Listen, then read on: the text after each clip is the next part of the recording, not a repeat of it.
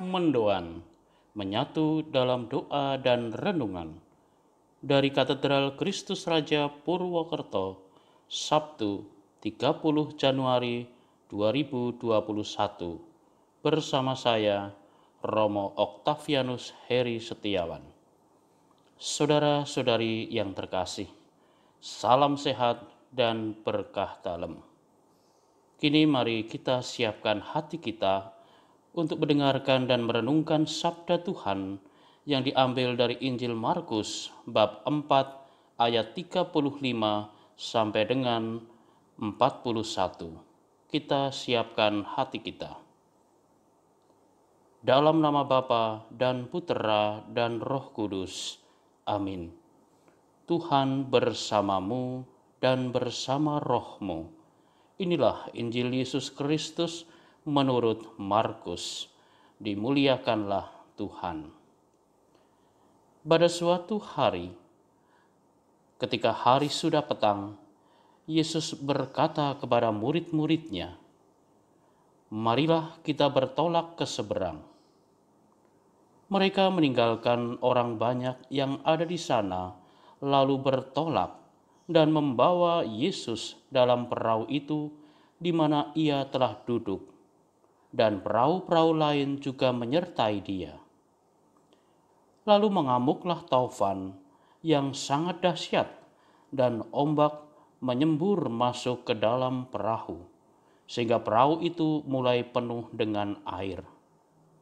Pada waktu itu Yesus sedang tidur di buritan di sebuah tilam. Maka murid-murid membangunkan Yesus dan berkata kepadanya, "Guru, Engkau tidak peduli kalau kita binasa?" Yesus pun bangun, menghardik angin itu dan berkata kepada danau, "Diam, tenanglah." Lalu angin itu reda dan danau pun menjadi teduh sekali.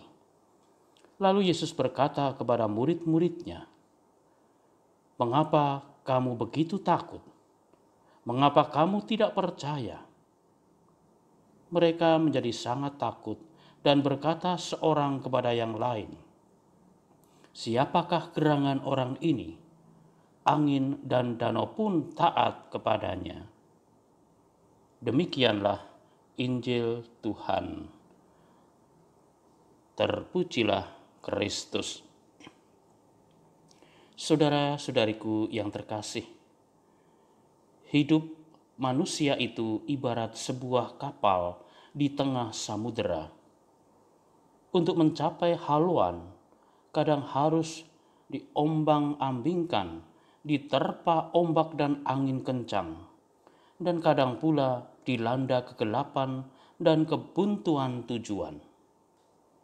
Dalam kondisi seperti inilah, ketangguhan bahtera, kemahiran nahkoda, dan kesiapan mental para penumpang sangat dibutuhkan. Raja Daud dipilih Allah menjadi nahkoda untuk membawa bahtera keluarga Israel mencapai keselamatan. Ternyata sang nahkoda justru mabuk asmara, lalu berbuat dosa dengan menista Tuhan. Jika dosa ini dibiarkan, keselamatan Israel sukar dicapai. Untunglah ada penumpang bernama Nathan. Para murid Yesus juga hampir-hampir tidak mencapai tujuan hidupnya. Kapal yang mereka tumpangi digoncang angin ribut. Besarnya goncangan membuat mereka panik, takut, dan tidak lagi memikirkan soal tujuan kecuali menghadapi badai. Namun kehadiran Yesus yang penuh kuasa atas segala ciptaan akhirnya meredakan angin ribut itu dan menenangkan keadaan laut. Saudara-saudariku yang terkasih, seringkali kita kehilangan arah dan tujuan hidup. Kita menyerah lelah dan merasa putus asa oleh satu cobaan dan badai. Namun, keyakinan yang teguh akan kuasa Tuhan acap kali meneguhkan dan membantu kita untuk melanjutkan perjalanan dengan penuh harapan. Semoga kita tak lekas letih untuk melibatkan Tuhan di dalam perjalanan kehidupan kita masing-masing. Marilah berdoa. Ya Bapa, hadirlah senantiasa di tengah-tengah kami. Karena berkat kehadiran-Mu, kami merasa tenang dan selamat sampai tujuan. Demi Kristus, Tuhan dan pengantara kami.